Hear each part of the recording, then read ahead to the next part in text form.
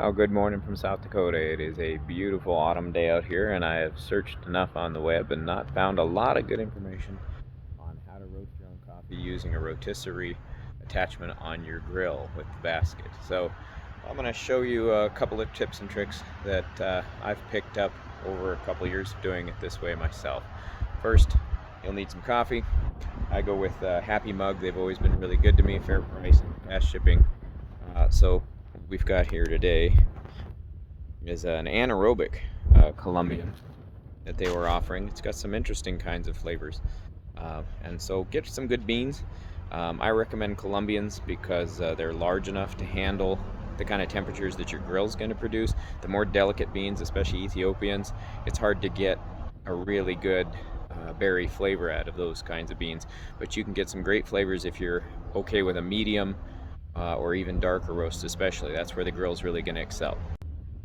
I wouldn't go more than 3 cups of beans, at least in the basket that I was able to find out on Amazon. It's possible if you could get a significantly larger basket, you could accomplish different roast times and so on, and with different quantities, but this works for me at about 3 cups or less. This is not 3 cups here. This is what I had left of the anaerobic, so I think we probably got only about 1.5 cups to 2 cups in there right now.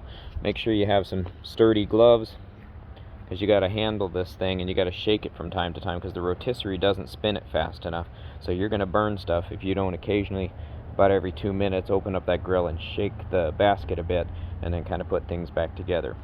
Running right about 500 degrees. As soon as we open this, we're going to lose maybe 50 degrees worth of heat, and of course by putting relatively cold steel in there with the beans, that'll drop the temperature some as well. So we're aiming, in this case of my Weber 3-burner here, at about this 500 degree temperature mark.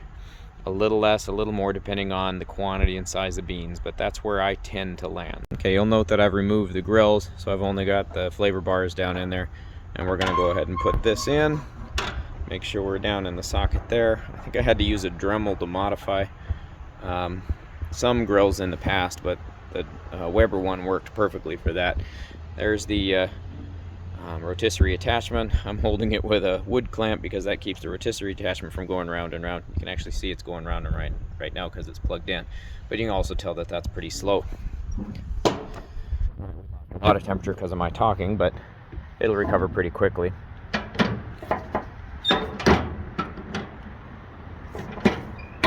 Alright, and that works pretty well for holding it in place while it goes round and round, and tries to keep that heat distributed pretty evenly. You see I lost a lot of temperature, but it's bouncing back really quite quickly already. So once I get it in the neighborhood of about that 500, I'm going to try and drop the temperature controls a little bit, but I'm already running relatively low because the grill's been running for a few batches today already. So since there's so much hot steel already around it, it doesn't take nearly as long to recover. Okay, just a few seconds later and we're already pretty close to 500, and I've got my temperatures dialed back to about that 50% mark. Sometimes I'll drop the middle one out even more to keep the direct heat away from it as much as possible. I'm going to give it a few minutes here now and then shake the basket. Okay, I'm going to give it its first shake. You'll notice we're just a little higher than 500 and a few degrees higher than last time I showed you.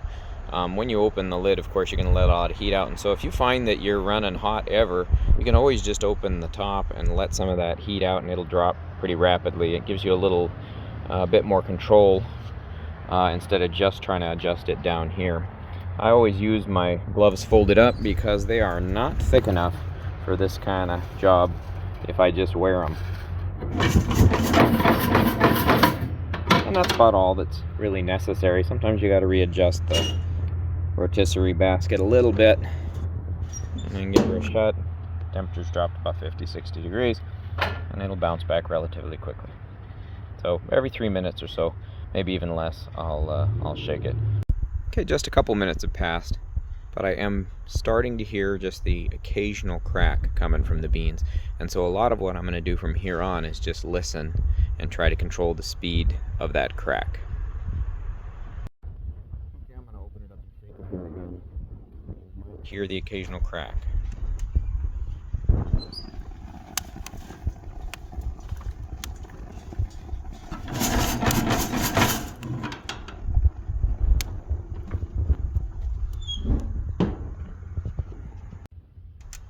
We're rolling along pretty well here in first crack. Quite a few happening.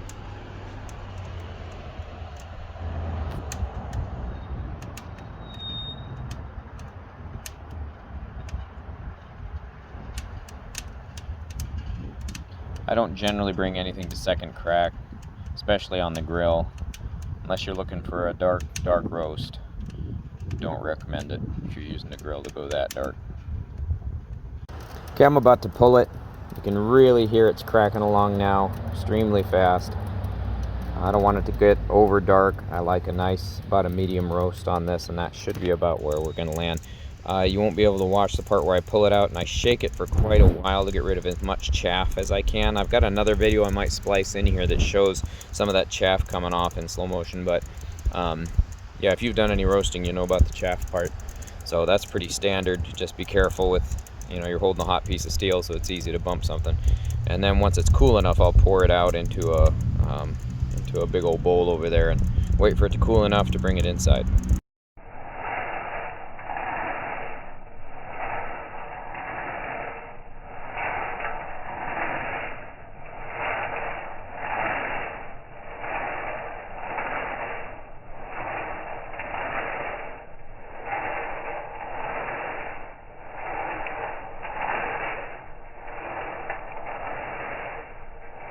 Try to give them a good shake, and they're just cooling now, so they're a little easier to handle shortly.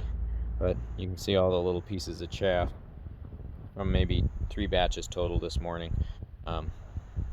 They'll just blow away, so it's a temporary mess. But, yeah, it's just that skin, like on peanuts, right? That when you roast them, some of the skin gets burned off. Some people claim they can taste it. Mostly it just floats to the top when you're grinding, and then you'll get a weird little bit of fluff on the top of your ground beans. So I don't actually think it affects the flavor very much, but it is kind of a nuisance. You can see the beans are fairly glossy, and of course that means the oils have kind of been driven out. In my opinion, that's not as desirable because the oils are where the flavor is, but that does mean we've gone a little darker than I was intending, but we're still at about a full city to maybe just a city roast here, and it's still going to taste fantastic. So I'm always happy with this method. Certainly is inexpensive, especially if you've already got a rotisserie. You just need the basket. I think the basket was maybe 30 bucks. The rotisserie was only 50, 60 bucks, something like that too. So very affordable way to get into home roasting. Good luck. So one last word is on storage. You want to keep them in a dark place and out of direct light. You also need to know that they give off a little bit of gas after they've been roasted for several hours, and so if you put them into a Ziploc, assuming they're cool enough, if you put them into a Ziploc bag right away, the bag's going to kind of puff up, and I suppose could stretch out the bag. Maybe it could conceivably rupture the bag. I don't know. I've never really tempted fate that way. I usually let them sit for at least a couple of hours to off gas, and then I just open the bag sometime later and make sure that I've let off any of the gas that is built up. But we're pretty close here to when I roasted, maybe only 30 minutes later. There's a little bit of gas already trapped in the bag. So I'm gonna let that out, and then I'm gonna zip it back up again, and I'll check it before I store it for the rest of the day. Thanks for watching.